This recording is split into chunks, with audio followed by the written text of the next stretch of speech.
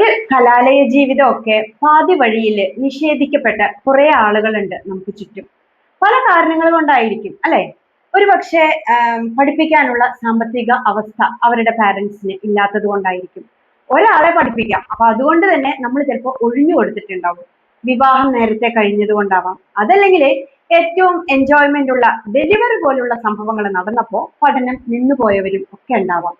മക്കളെയൊക്കെ അഡ്മിഷൻ എടുക്കാനായിട്ട് കോളേജിലേക്ക് ചെന്നിട്ട് അവര് ചിലപ്പോഴെങ്കിലും നമ്മളോട് പറയാറുണ്ട്, ഈ ക്യാമ്പസ് ഒക്കെ കാണുമ്പോൾ ഒന്നുകൂടി പഠിക്കണമെന്ന് ആഗ്രഹം തോന്നാറുണ്ട്. പക്ഷേ ഇനിയിപ്പോ പഠിച്ചിട്ട് എന്തിനാണ്? ഒന്നുകിൽ സ്വയം അങ്ങനെ ചോദിക്കും, അല്ലെങ്കിൽ പറയുന്ന ഒരു കാര്യമുണ്ട്, നമ്മൾ ഈ വയസ്സാം കാലത്ത് പഠിക്കാൻ വരുമ്പോൾ ആൾക്കാർ ചോദിക്കും, നീ ഇനി പഠിച്ചിട്ട് കളക്ടർ ആവാനാണോ എന്ന്.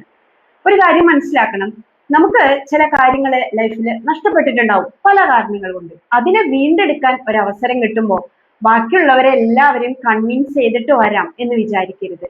നമുക്ക് പഠിക്കണമെന്നുണ്ടെങ്കിൽ ഒരു ഇച്ഛ ഉണ്ടായാൽ മതി, മനസ്സിൽ ശക്തമായ ഒരു ആഗ്രഹം ഉണ്ടെങ്കിൽ നമുക്ക് മുന്നോട്ട് പോകാനായിട്ട് സാധിക്കും. ആർട്സ് കോളേജിൽ എടുക്കാം, അതല്ലെങ്കിൽ ഇപ്പൊ നമുക്ക് ലോ പഠിക്കാം. ഇപ്പൊ നീറ്റ് എഴുതാനായിട്ട് ഏജ് ഒരു പ്രശ്നമല്ലാതായിട്ടുണ്ട്.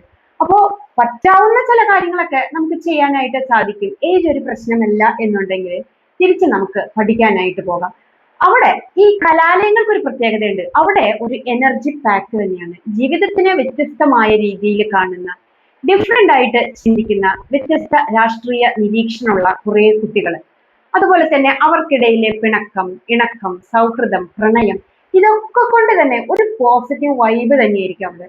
ഇപ്പൊ നമ്മൾ ഈ വെറുതെ ഇരുന്ന് അല്ലെങ്കിൽ ഫോണിൽ ഇങ്ങനെ സ്ക്രോൾ ചെയ്ത് കളിക്കോ, അങ്ങോട്ടും ഇങ്ങോട്ടൊക്കെ പോയി എന്തെങ്കിലും കുശുമ്പൊക്കെ പറഞ്ഞു, അല്ലെങ്കിൽ എന്നെ ആരോ എന്തോ പറഞ്ഞെന്ന് പറഞ്ഞ് വിഷമിക്കുന്ന നേരമൊക്കെ ഉണ്ടെങ്കിൽ പഠിക്കാൻ ഇത്തിരി ആഗ്രഹവും അത് പാതി വഴിയിൽ മുറിഞ്ഞു പോയതിന്റെ നൊമ്പരൊക്കെ ഉള്ളിൽ കിടപ്പുണ്ടെങ്കിൽ ഒന്നും നോക്കണ്ട, പൊടി തട്ടി നമുക്ക് വീണ്ടും പഠിക്കാനായിട്ട് പോകാം. ഓക്കെ, ഏജ് ഒന്നൊരു പ്രശ്നമല്ലാണ്.